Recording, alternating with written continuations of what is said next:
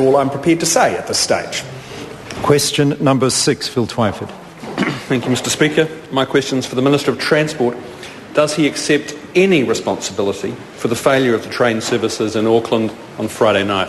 The Honourable Stephen Joyce. Mr Speaker, no. The Minister of Transport has roles in the provision of infrastructure, funding, policy and legislative matters.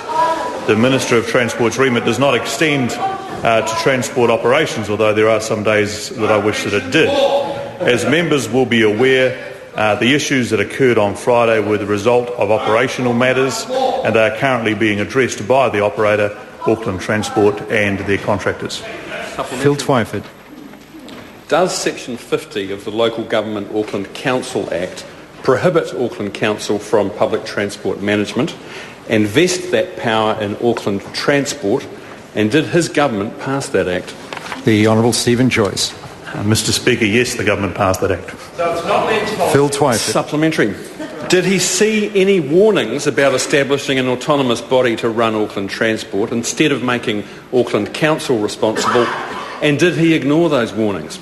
The Honourable Stephen Joyce. Mr Speaker, no. And if the member thinks that that would be the issue, then obviously we wouldn't allow Air New Zealand to run air transport. We wouldn't allow Kiwi Rail to run rail transport. We wouldn't allow road freighting companies to run road transport, and we wouldn't allow bus companies to run bus transport. So that's just a premise that obviously doesn't apply. Phil Twyford. Does he take responsibility for creating the structure, appointing the people, and the subsequent debacle produced by the structure he created and the people he appointed? The Honourable Stephen Joyce. Mr Speaker, no. For the points that I've just made in answer to the previous supplementary question, the member seems to suggest that only elected bodies can run transport operations. I suggest the evidence worldwide is that that is not the case. And if he thinks, for example, Councillor Mike Lee would be better to run it, well, that's entirely up to him. Phil Twyford.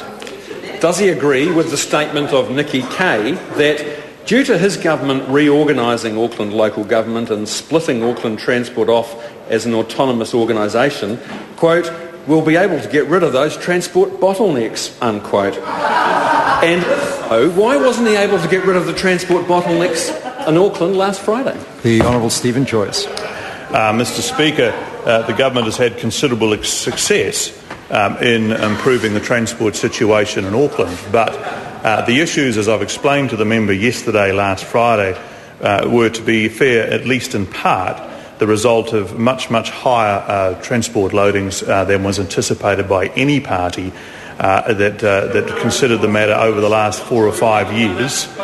And no, that's incorrect. And Mr Speaker.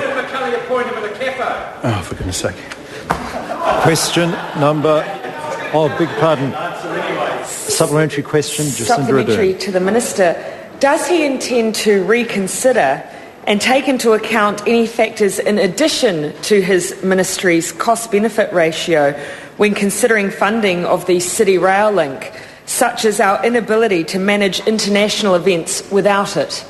The Honourable Stephen Joyce. Mr Speaker, I must say I do find it amusing, the suggestion that somehow the answer to the question is a $2.4 billion CBD rail link through the middle of town. If that's what is required to move people from downtown Auckland to Eden Park, then we have a very big issue indeed. I'm sure we can find a slightly more economical way of doing that. But, Mr Speaker, it is important to point out that Auckland Council and Auckland Transport are meeting pretty much as we speak to address those issues, and we'll be making announcements later on this afternoon as to both the causes of what happened last Friday and their mitigating actions, and I think we should give them the opportunity to do that. Question number 7, Dr Paul Hutchison.